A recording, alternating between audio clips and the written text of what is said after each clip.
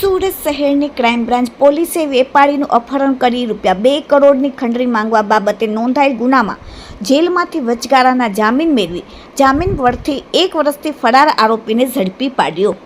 સુરત શહેરમાં કોઈ અનિચ્છનીય બનાવ ન બને તે હેતુથી લાજપુર જેલમાં ગંભીર પ્રકારના ગુનાઓમાં પેરોલ, ફરલો, વચગાળાની રજા લઈ ફરાર થયેલ કેદીઓને શોધી કાઢવા માટે સુરત શહેર ક્રાઇમ બ્રાન્ચની અલગ અલગ ટીમો વર્કઆઉટમાં હતી। તે દરમિયાન ખાનગી બાતમીના આધારે પૂણા પાટિયા કાગારુ સર્કલ નજીકથી વચગાળા જામીનના ફરાર કેદી ફૈઝાન ખાન ઉર્ફે સલમાન નબી ખાન ઉસ્માન ઉંમર 25 હાલ રહેવાસી સીમાડા ગામ સરથાણા સુરત અને મૂળ વતન રાજસ્થાનવાળાને ઝડપીને કાયદેસરની કાર્યવાહી કરીને આરોપીનો કબજો ફરીથી લાજપુર મધ્યસ્થ જેલ ખાતે સોંપવાની તજવીજ હાથ ધરાયેલ છે।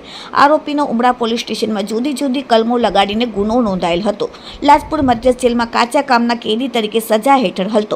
હાલમાં પકડાયેલ આરોપી તેના 3 સાગરીતોની સાથે કાવતરું રચી એકબીજાની મદદથી 28/1/2021ના રોજ સવારના 6:30 વાગે ગોરદોર રોડ ખાતે કોમિલ દૂધવાલા સવારના જીમમાં જતો હતો। તે વખતે આરોપીઓએ સ્કોડા ગાડીમાં પીછો કરી કોમિલ દૂધવાલાની મોટરસાઇકલને ટક્કર મારી નીચે પાડી દઈ તેને હથિયાર બતાવી બળજબરીપૂર્વક સ્કોડા ગાડીમાં બેસાડી અપહરણ કરીને લઈ ગઈ અને કોમિલ દૂધવાલાના ફોનથી તેના પરિવારને કોલ કરીને કોમિલને છોડાવવાના બદલામાં 2 કરોડની ખંડરી માંગી હતી, જે ગુનામાં આરોપીને પકડી પાડવામાં આવેલ હતું। તે ગુનામાં આરોપી લાજપુર મધ્યસ્થ જેલમાં કાચા કામના કેદી તરીકે કેદમાં હતો।